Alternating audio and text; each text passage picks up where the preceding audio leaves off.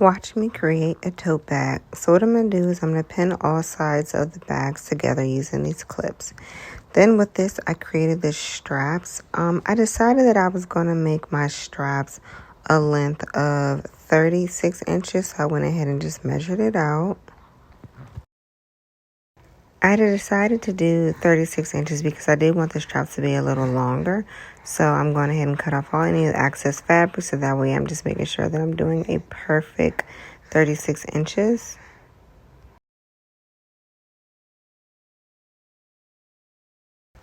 So from here, I'm using the first strap I created to go ahead and make an identical strap for the second one.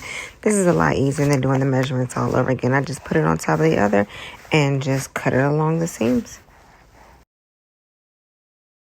So once I sewed the straps on, I went ahead and flipped it inside out.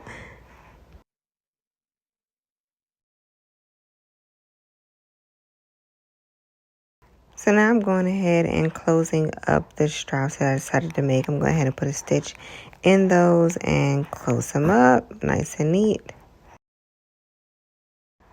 Now it's time to put the straps on the bed. I decided that I was going to make the straps 1 inch deep.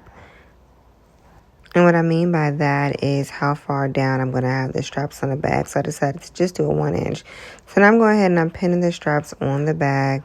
And then I'm going to sew them together. So what you see me doing is just drawing the line all the way around that 1 inch line so I can make sure that I see it front and back so I know that each strap is down 1 inch. So now I'm just securing the placement of the bag before I go ahead and sew it on. And as you can see, I'm going to do that all around the strap. So each one is going to get a stitch through and through.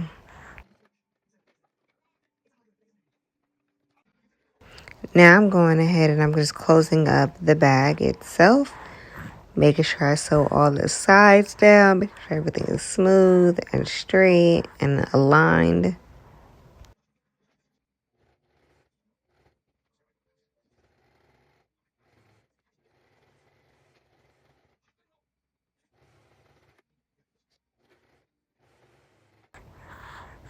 And just going to finish all the way around except for the top part.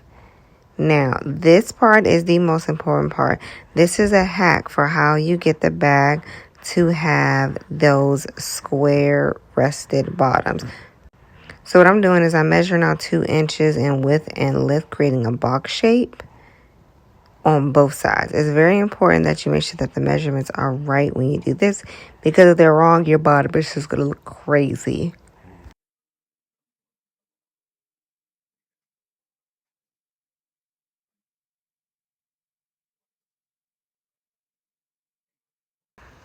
So right here, I'm just making sure that I measured it right. And then I'm going to go ahead and actually draw that rectangle shape.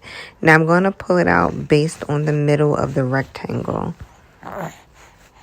And I'm going to pin it so that way I know exactly how I'm sewing it. And it doesn't move or bounce around, because if it moves or bounce around while you're sewing it, it'll mess up the bag. And we don't want that, right? We don't. Okay, so now that I have my triangle shape, it's time to sew.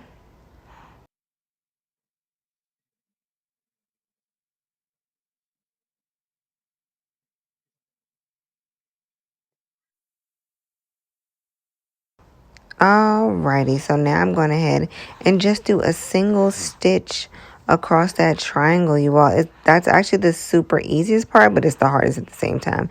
And look, you see how it creates that flat bottom? Now, if we were to use interface, it would be even more stiff, but we're not using interface system. We're doing 100% cotton, so you can just see how it generally looks. And we are complete, you all. It's a complete tote bag. Hope you enjoy it.